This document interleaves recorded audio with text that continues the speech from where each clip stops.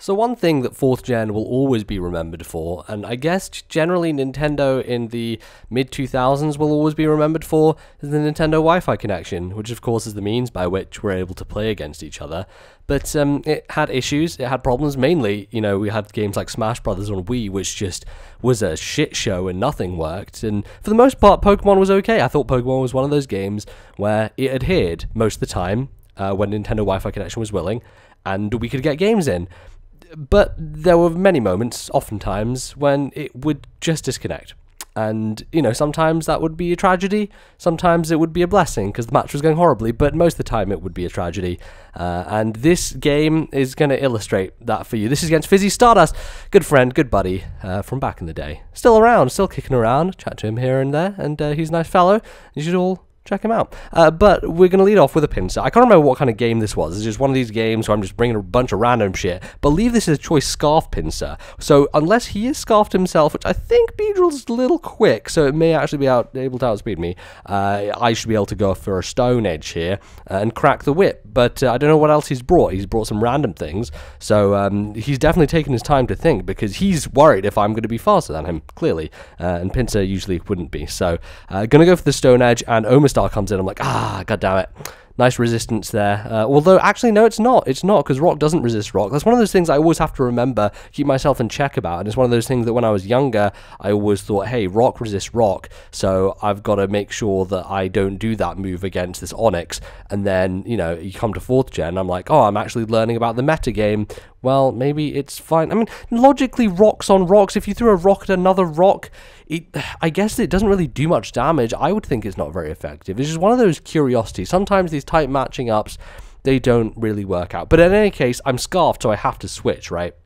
And I'm considering, contemplating, I think I've already made my decision here, as I'm going to Metagross, but he's like, we're in a bad situation here, and the bad situation turns to a worse situation, because of the blue screen of death. So let's go for round 2. Let's try this again, me versus Fizzy, and as we always do back in the day of the 4th gen Wi-Fi, we're like, alright, same move, same move. Sometimes you have those motherfuckers who are on Smogon or on Cerebi or some other forum, and you're like, same moves, right? Yeah? And then they would just do something completely different. You're like, you're fucking, what are you doing, you asshole? And they would change their move up, and you'd be like, alright, fine, I want to fuck with you too. And sometimes that worked out, but I don't know. It's kind of those unspoken rules of the Pokemon community online was, hey, if your disconnect happens, you go back and redo the exact same moves. So we do the exact same moves. I kind of am hoping out and holding that the Stone Edge crits that time, because I think that might have been able to take the Omastar out, although I think crits are only ×2 damage. This thing with Pokemon on Fire Emblem is in Fire Emblem they're ×3. I think Pokemon they're ×2. Correct me if I'm wrong. It's been a long time, guys. You know, I can't remember all this shit.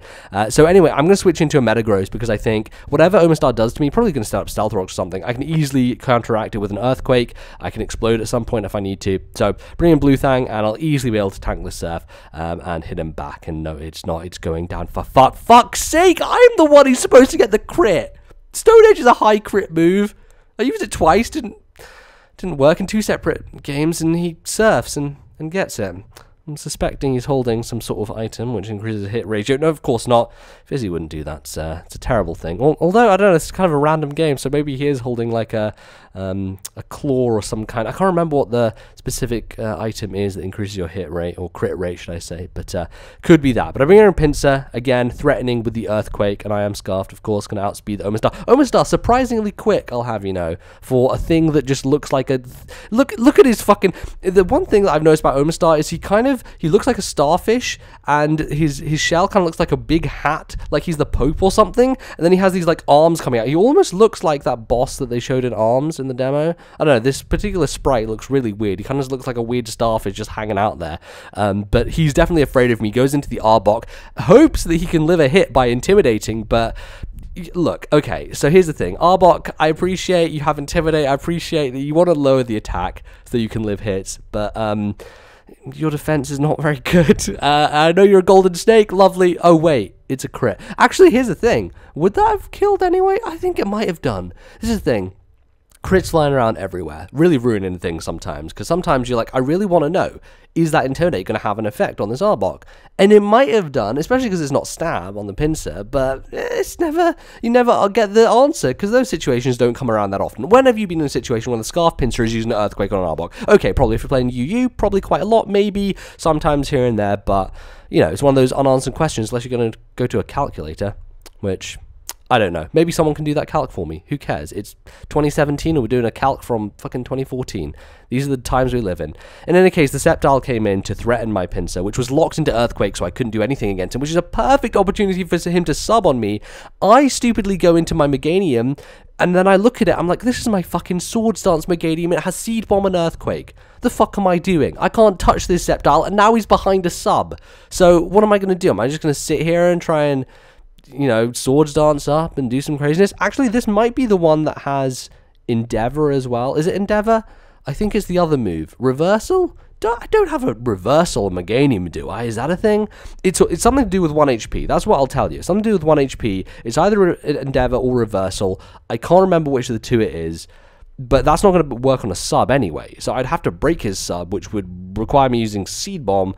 And that's not going to work. He's a Sceptile, and he's probably kind of bulky because he's setting up a sub and he's kind of behind it. So throws out an HP Ice, which is obvious play, and I go into Azelf as a more proactive kind of offensive switch. I could go somewhere more defensive, but when you're on the back foot against a sub, you want to be faster and be, well, Azelf isn't faster here because it's this fucking Sceptile, but I want to be as fast as possible and try and be proactive in getting rid of it. And it seems like he's probably going to be the sub-seed variant, so he probably won't be able to kill me in a hit, and I can get rid of the sub, and then bring in something else to maybe hopefully revenge, like my pincer because it's scarfed, with whatever the hell move. Do I have Mega Horn on that thing? Maybe. Who knows? But my best bet here is to Flamethrower. Now, the thing is, I already have a Scarf Pincer on my team. Bringing a Scarf Azelf would be stupid, and this also isn't an Azelf which has U-Turn, because that kind of came into fashion after I had got most of my, like, main Pokemon. Like, this Azelf is a Japanese one. I think I got off the GTS at some point, but it's a Life Orb set with Flamethrower. It's real good, and I've always enjoyed using it, but it definitely has its flaws here and there. It's a nice lead sometimes, but in the era of late 4th gen where everyone was scarfing their leads, it became less kind of useful. But it throws out the Leech Seed. Perfectly fine, no problem with me, and get rid of his sub with Flamethrower, and his sub's not disappearing, because it's invincible. No, it's not. It's communication error. The blue screen of death once again rears its head, and we didn't have time, I guess, for another game, because Fizz had to go or something, and we couldn't figure it out. The internet, Nintendo Wi-Fi connection was not helping us. It wasn't coming to our aid, so that's the end. And I guess, you know, this, though not really a full Pokemon game or anything, I just wanted to upload this not only because it's against Fizz, he's a good buddy, good pal, and it's nice to have that kind of, you know, send-off, but also just as a representation of part of the 4th gen experience. It's like, you know, sometimes you flip the coin and you get a great game, but other times it's like, the gods are going to intervene and they're going to be like, nope, you're just going to disconnect from this match, who cares? And that was part of the joy of 4th gen, was its unpredictability. It was like, well, this could work and it could not, and, you know, the game was slow, it ran at 30 FPS, and games took a long time, so any kind of disconnect was a big deal, but hey, it happened. That's what goes sometimes, and that's the match. So hope you guys enjoy this not really full game. I'll be back next time with another one. We've got a few more of these to go before we close out the 10th anniversary of Pokemon Diamond and Pearl, excuse me. So I'll see you guys next time. Thanks for watching. Goodbye.